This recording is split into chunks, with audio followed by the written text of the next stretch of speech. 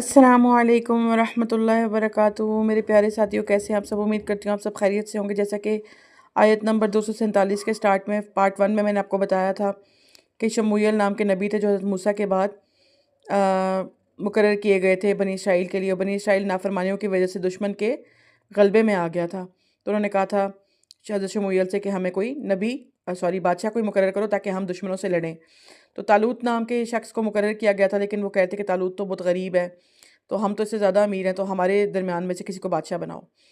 لیکن پھر فرمایا گیا قال ان اللہ اصطفاہ علیکم، اللہ تعالیٰ نے فرمایا کہ بے شک تمہارے لیے طالوت چن لیا گیا ہے بادشاہ، بیکاز ٹھیک ہے اس کے پاس پیسہ نہیں ہے مگر اس کے پاس علم بہت ہے اور جسمانی قوت بھی ہے، جس کی وجہ سے اس کو بادشاہ چنا گیا ہے۔ علم اور جسمانی قوت کی وجہ سے، پیسے کا ہونا اس میں امپورٹنٹ نہیں ہوتا بادشاہ بننے کے لیے، بلکہ اس کا جسمانی قوت اور علم ہونا، نالج ہونا زیادہ ہوتا ہے۔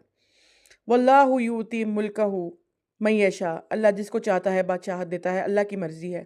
واللہ واسع علیم، اور اللہ تعالیٰ وسعت والا اور علم والا ہے۔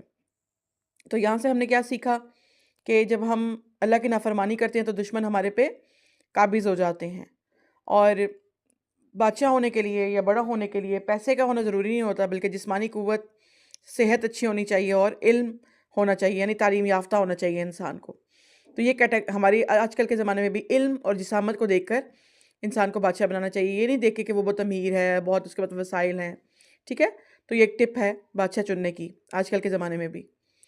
تو امید کرتی ہوں آپ کو لیسن کی سمجھ آ گئی ہوگی، اور ایک ریکویسٹ ہے میری آپ سے کہ آپ لوگ چینل کو سبسکرائب کریں۔ آج کل سبسکرپشن سلو ہو گئی ہے، پہلے بہت تیزی سے میرا چینل سبسکرائب ہو رہا تھا، لیکن آپ لوگ سلو ہو گئے ہیں۔ پلیز سبسکرائب کریں چینل کو، صدقہ جاریہ میں شامل ہوں، شیئر کریں، تاکہ اس چیز کا آپ کو اللہ ریوارڈ دے، ہمارے مرنے کے بعد بھی یہ چیزیں چلتی رہیں گی اور ہمیں ثواب ملے گا۔